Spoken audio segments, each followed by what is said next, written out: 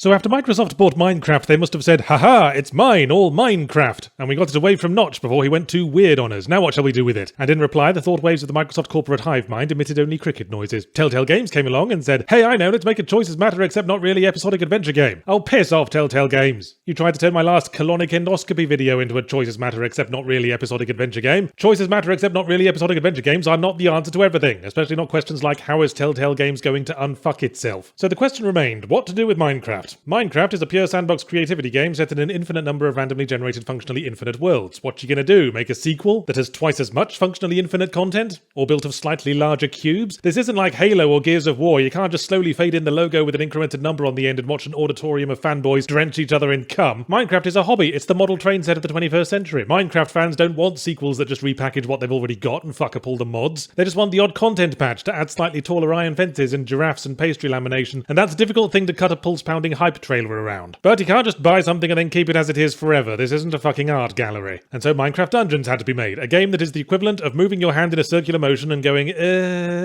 because you feel obliged to say something, anything to fill the silence. In case I wasn't making this clear, I believe there's a fundamental issue with Minecraft Dungeons on the conceptual level. It's an isometric hack-and-slash dungeon crawler for up to 4 players, and while yes, there are swords in Minecraft, and yes, there are things you can hit with the sword in Minecraft, it was never more than an incidental hassle to make it all the more satisfying when you finally finished your roller coaster shaped like Nicki Minaj lying on her back, or whatever your project was. To base your spin-off around something so incidental to the point of Minecraft is to spin right off it, out the garage, and down a storm drain. Essentially, all Microsoft has done is slap Minecraft's art style onto a completely unrelated game, and I'm pretty sure part of Minecraft's identity lies in how it looks like absolute shit. Oh, the style functions as intended, sure, but there's a reason why Minecraft projects only look impressive once they go past a certain size, because close up, everything looks like it's made from family pack-sized boxes of Ricicles. And the art is literally the only thing connecting Dungeons to Minecraft. You could swap out everything for Monopoly board pieces and retitle it The Day Uncle Pennybags Finally Snapped, and it would work just as well. Not that this precludes Minecraft Dungeons from being a fun and interesting game, no, it's everything else that does that. Let's start with the plot. In the peaceful land of Microsoft's Minecraft registered trademark, a bitter and vengeful villain randomly finds a Triforce, Cosmic Cube,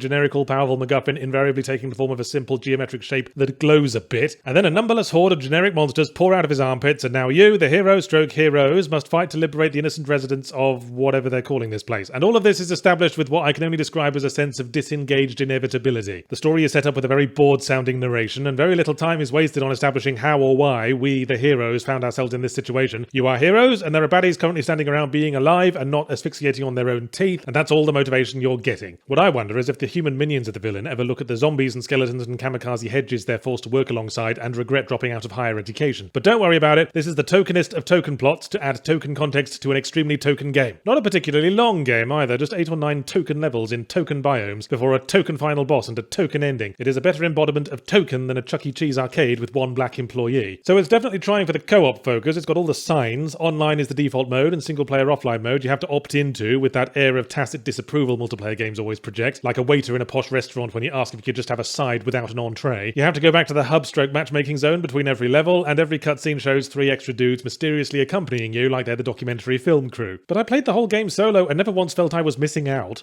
There are no classes or much in the way of support abilities that emphasize cooperation. Every level is just getting funneled along a path and stabbing a number of dudes large enough to be stimulating to fight in an escaping from a room full of balloons kind of way, but not large enough that extra help was needed. In fact, with Minecraft's box Ottoman space program art style, that means every character has the exact same silhouette. Having 3 other blockheads running around could only make things more visually confusing, like dropping your last watermelon Jolly Rancher into a box of Lego. As for the core gameplay, you pick a weapon, the Minecraft sword, the Minecraft axe, the Minecraft pickaxe, or the Minecraft halberd if you don't mind completely breaking down the already thin facade, and then you go from room to room swatting it at anything that moves. And yes, I have been putting off bringing up the core gameplay, well deduced, Inspector Poirot, because frankly there's nothing particularly wrong with it. It's a competent enough combat grind with all the right impacts and balances. It does present a difficulty slider before each level, which usually for games like this would strike me as developer shorthand for please balance our game for us, we couldn't be bothered, but I rarely felt the need to tweak it. If you are determined to have fun with Minecraft Dungeons like it was the only thing your mother got you for your birthday and she's going to break out the wire coat hanger if you don't seem appreciative, then you might well find fun, or at the very least distraction from what sounds like a very unhealthy home environment. But the point is, the inoffensiveness of the gameplay makes it as substantial as a puff of air. And Minecraft Dungeons is as much Minecraft as a balloon with a Minecraft logo printed on it. Potentially amusing if you let the air out so it makes a farting noise, but still just a big ball of air with fuck all to do with the original. Even that Telltale adventure game remembered to put some crafting in it, for fuck's sake. It was a join the dots version of a Da Vinci masterpiece, but it was something. I don't know what you could comfortably add to Minecraft Dungeons to make it more like the authentic Minecraft experience. Replace the main villain with an aggrieved little brother holding a bucket of lava?